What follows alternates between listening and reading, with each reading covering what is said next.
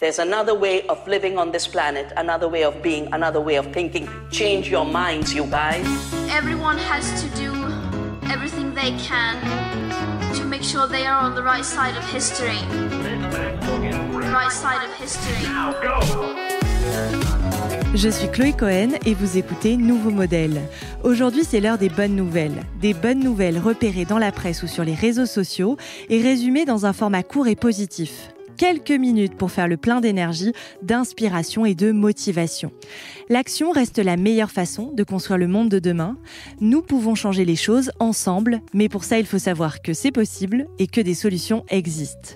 Les vérités sont importantes à dire. Oui, la planète va mal. Oui, les droits humains et notamment ceux des femmes sont menacés. Mais non, il n'est pas trop tard. Nous pouvons encore agir et agir à notre échelle. Pour retrouver toutes les références citées dans cet épisode, pour aller plus loin avec des articles ou des vidéos, abonnez-vous à la newsletter sur le site internet du podcast, nouveaumodelpodcast.com. Vous recevrez chaque semaine les bonnes nouvelles dans votre boîte mail. Et sinon, je voulais vous dire que pour continuer à réaliser tous les formats Nouveau Modèle, j'ai besoin de vous. Nouveau Modèle est un podcast natif indépendant et aujourd'hui, je ne gagne pas ma vie avec ce projet. Pourtant, j'aimerais continuer à vous proposer du contenu de qualité. Alors si vous aimez le podcast, si vous souhaitez que Nouveau Modèle puisse exister encore longtemps, il suffit de cliquer sur le lien Patreon que vous trouverez dans les notes, les détails de cet épisode. Vous donnez ce que vous pouvez et ce que vous voulez, toutes les contributions sont très importantes. Alors un immense merci pour votre soutien. Allez, c'est parti pour les bonnes nouvelles de cette semaine. Alors j'ai un peu hésité avant de continuer ce format en me demandant si ce n'était pas déplacé ou indécent de parler de bonnes nouvelles quand nos soignants se battent quotidiennement pour sauver des vies et que beaucoup d'entre nous s'inquiètent pour leurs proches. Mais d'un autre côté, quand je lis une bonne nouvelle, ça me fait du bien, je me projette, je pense à autre chose et pendant quelques minutes, je déconnecte. Alors j'ai décidé de continuer et j'espère que ça vous apportera aussi un peu de réconfort. Pour commencer, direction l'Islande depuis notre canapé. Le pays multiplie les programmes pour reboiser son territoire. Alors, petite anecdote, ce sont les Vikings qui ont rasé les forêts du pays. Quand ils sont arrivés sur l'île il y a plus de 1000 ans, ils ont coupé les arbres pour se chauffer, pour construire des habitations ou pour créer des pâturages pour le bétail. Résultat, aujourd'hui, l'Islande est le pays le moins boisé d'Europe. Mais lors de la COP21 en 2015, le pays s'est engagé à réduire de 40% ses émissions nettes de gaz à effet de serre. Et pour y arriver, le reboisement est devenu l'une des priorités du gouvernement. L'Islande a donc importé des variétés venant d'Amérique du Nord et d'Europe pour diversifier la flore et avoir des forêts qui capteront davantage de CO2. Au total, depuis 2015, entre 3 et 4 millions d'arbres ont été plantés, soit plus de 1400 terrains de football. Le Luxembourg va devenir le premier pays de l'Union européenne à bannir le glyphosate. D'ici au 31 décembre 2020, le désherbant sera complètement interdit. Dans les faits, près de 60% des exploitations agricoles du pays ont déjà renoncé au glyphosate, mais le Luxembourg espère que sa démarche produira un effet de levier dans l'ensemble de l'Union européenne.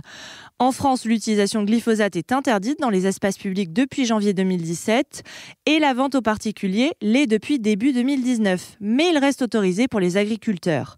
Pour rappel, le glyphosate serait nocif pour la santé, il aurait aussi des conséquences néfastes pour la flore, présenterait des risques pour la faune comme les oiseaux sauvages et les abeilles et aurait également des effets indésirables sur les sols.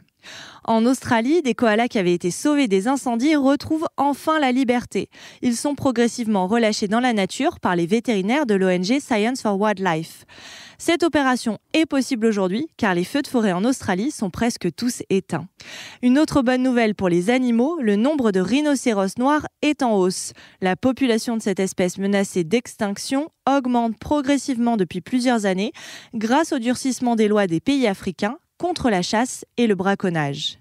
Pour parler un peu de l'industrie textile maintenant, le producteur mondial de viscose, Sateri, a réussi à produire, à l'échelle commerciale, des fibres de viscose fabriquées à partir de déchets textiles. Déjà, la viscose, qu'est-ce que c'est ? C'est une matière artificielle dérivée de la cellulose de bois. La pulpe végétale est extraite et remaniée par traitement chimique pour obtenir des filaments plus ou moins longs. Il y a plusieurs problèmes avec la viscose. Pour en produire, il faut de la soude caustique ou encore de l'acide sulfurique. Et parfois, ces solvants polluants, non recyclés lors du processus de fabrication, sont déversés dans la nature. La fabrication de la viscose nécessite aussi beaucoup d'eau et beaucoup de cellulose de bois, ce qui participe à la déforestation. Donc si cette riz parvient à commercialiser cette viscose recyclée, ça serait une très belle alternative. La Nouvelle-Zélande a décidé de dépénaliser l'avortement.